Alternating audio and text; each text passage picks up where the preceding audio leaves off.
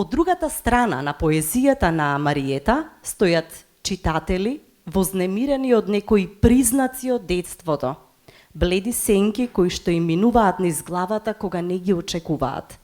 Во нејзините песни има предизвик, има сон и многу вистина, што понекогаш копнеењето во бунило го прави невозможно.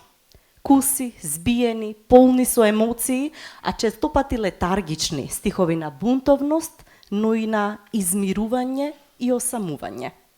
Цитирам: "И тоа веќе не ме обседнува.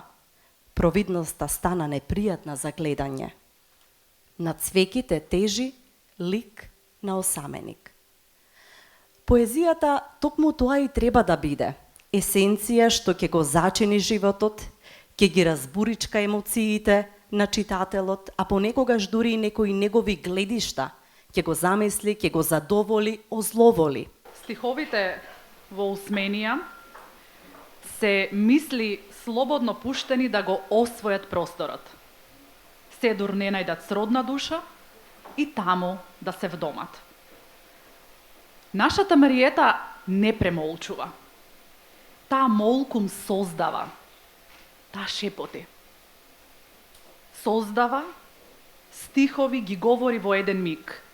Налик на кратки драмски реплики, тивко кажани, но со силен оддек.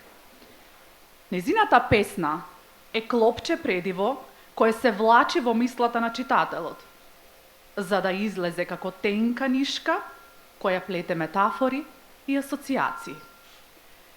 Стихот капе од незината душа, така како што капат селските чешми, пуштени сред зима, за да не замрзнат. Посебно од видеото кое сега го видовте и кое е нишката која мене ме поврзува со она што значи моето постоење. Тоа е поврзаноста со моето родно место, со моето исконско живење. Поезијата за мене е причина за живот. Иако сум правник по професија, за мене уметноста е највозвишеното нешто.